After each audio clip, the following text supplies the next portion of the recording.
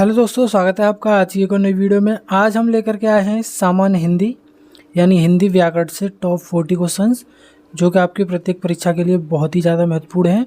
तो वीडियो को लास्ट तक ध्यान से देखिएगा। तो आज का हमारा पहला सवाल देखते हैं कि भाषा की सबसे छोटी इकाई क्या है? शब्द, वर्ण, वाक्य, पद। तो भाषा की सबसे छोटी इकाई जो है वो वर्ड है।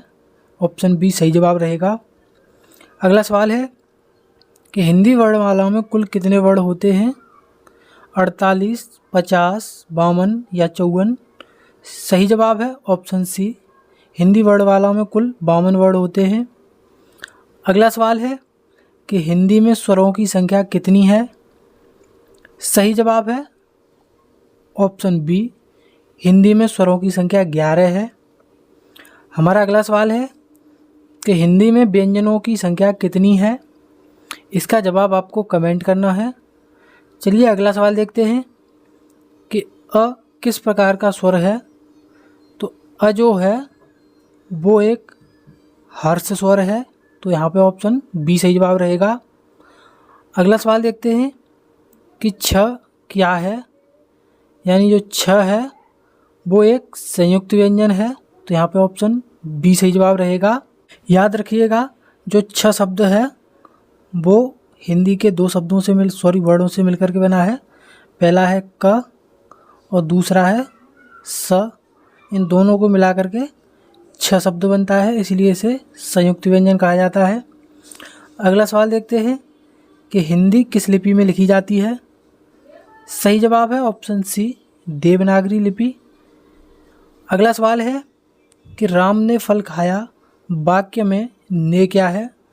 तो जो राम ने फल खाया वाक्य में जो ने है वो एक कारक चिन्ह है। तो यहाँ पे ऑप्शन बी सही जवाब रहेगा। अगला सवाल है कि संज्ञा के कितने भेद होते हैं? सही जवाब है ऑप्शन सी, संज्ञा के कुल 5 भेद होते हैं। अगला सवाल देखते हैं कि गंगा किस प्रकार की संज्ञा है? तो जो गंगा शब्द है वो एक व्यक्तिवाचक संज्ञा है। तो यहाँ पे ऑप्शन ए सही जवाब रहेगा। अगला सवाल है कि मिठास कौन सी संज्ञा है? तो जो मिठास शब्द है वो एक भाववाचक संज्ञा है। तो ऑप्शन सी सही जवाब रहेगा। अगला सवाल है कि सोना कौन सी संज्ञा है? जो सोना है सही जवाब है ऑप्शन ए, द्रव्यवाचक संज्ञा। अगर कोई भी धातु हो, सभी धातुओं के नाम द्रव्यवाचक संज्ञा होते हैं, ये आपको याद रखना है। अगला सवाल देखते हैं, सर्वनाम के कितने मुख्य भेद माने जाते हैं? सर्वनाम के कुल 6 भेद माने जाते हैं। ऑप्शन बी सही जवाब रहेगा। अगला सवाल देखते हैं कि मैं कौन सा सर्वनाम है? तो जो मैं है वो एक पुरुषवाचक सर्वनाम है। तो यहाँ पे ऑप्शन ए सही जवाब रहेगा। अगला सवाल है कि कैसा कौन सा सर्वनाम है? तो जो कैसा शब्द है वो एक प्रश्नवाचक सर्वनाम है। तो यहाँ पे ऑप्शन बी सही जवाब रहेगा। नेक्स्ट क्वेश्चन है कि विशेषण किसकी विशेषता बताता है? तो जो विशेषण होता है वो संज्ञा और सर्वनाम की विशेषता बताता है। तो यहाँ पे ऑप्शन बी सही जवाब रहेगा। अगला सवाल देखते हैं कि सुंदर फूल में सुंदर क्या है? तो जो सुंदर फूल शब्द है उसमें जो सुंदर शब्द है वो एक विशेषण है जो कि फूल की विशेषता बता रहा है। अगला सवाल देखते हैं कि क्रिया के कितने मुख्य भेद हैं? तो क्रिया कुल दो प्रकार की होती है, एक अकर्मक क्रिया और सकर्मक क्रिया। अगला सवाल है कि राम दौड़ता है, इस वाक्य में क्रिया कौन सी है? सही जवाब है ऑप्शन बी, दौड़ता है इस वाक्य में क्रिया है। तो अगला सवाल देखते हैं, और कौन सा अवयव है? तो जो और शब्द है वो एक समुच्चय बोधक अवयव है। तो यहाँ पे ऑप्शन बी सही जवाब रहेगा। अगला सवाल देखते हैं कि संधि के कितने मुख्य भेद हैं? सही जवाब है ऑप्शन बी, संधि के कुल 3 भेद हैं, स्वर संधि, व्यंजन संधि और विसर्ग संधि। तो अगला सवाल देखते हैं कि स्वर संधि का संबंध किससे है? सही जवाब है ऑप्शन ए, जहाँ पर स्वर और स्वर मिलते हैं वहाँ पर स्वर संधि होती है, और जहाँ व्यंजन और व्यंजन मिलते हैं वहाँ व्यंजन संधि होती है, और जहाँ विसर्ग का लोप होता है वहाँ विसर्ग संधि होती है। तो अगला सवाल है कि समास के कितने मुख्य भेद हैं? सही जवाब है ऑप्शन सी, समास के कुल 6 भेद हैं। अगला सवाल है कि राजपुत्र में कौन सा समास है? तो जो राजपुत्र का समास विग्रह करेंगे तो वो होगा राजा का पुत्र। इसमें कारक चिन्ह का लोप है, तो यहाँ पे तत्पुरुष समास सही जवाब रहेगा। अगला सवाल है कि नील कमल में कौन सा समास है?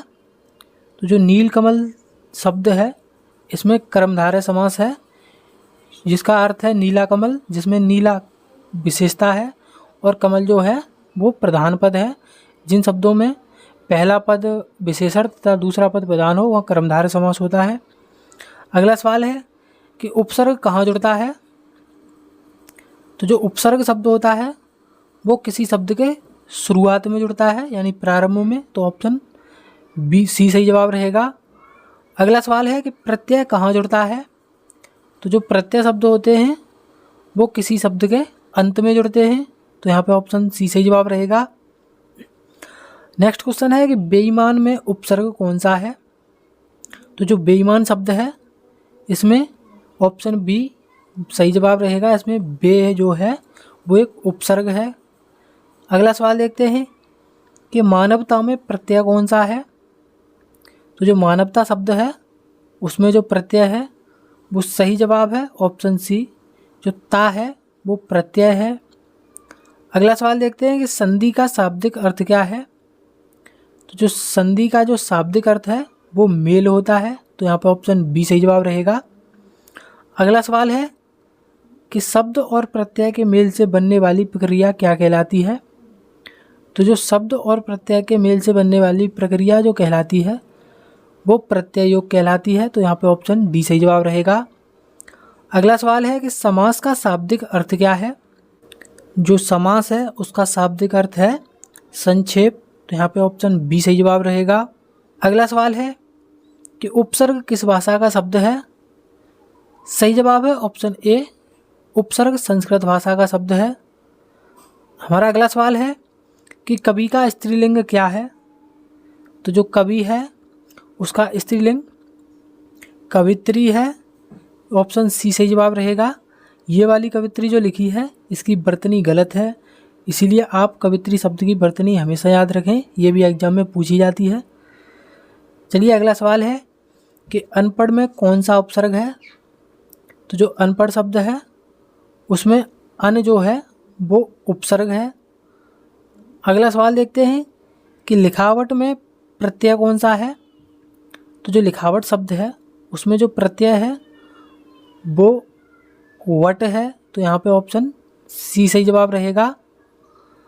अगला सवाल देखते हैं कि वाक्य की सबसे छोटी सार्थक इकाई क्या है?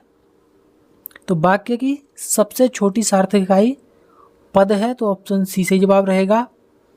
अगला सवाल है कि शुद्ध वर्तनी कौन सी है?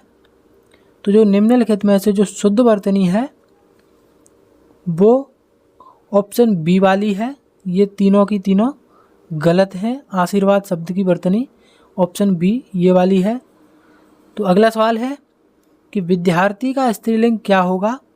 तो सही जवाब है ऑप्शन ए विद्यार्थिनी। विद्यार्थी का स्त्रीलिंग विद्यार्थिनी होता है, लेकिन जो विद्यार्थी शब्द है वो छात्र और छात्रा दोनों के लिए उपयोग किया जाता है, लेकिन जो विद्यार्थी का स्त्रीलिंग होता है वो विद्यार्थिनी होता है। अगला सवाल है कि हिंदी दिवस कब मनाया जाता है? तो जो हिंदी दिवस मनाया जाता है वो हर साल 14 सितंबर को मनाया जाता है। ये क्वेश्चन बहुत ही इंपॉर्टेंट है, आपको याद रखना है। तो हम मिलेंगे अब किसी नेक्स्ट वीडियो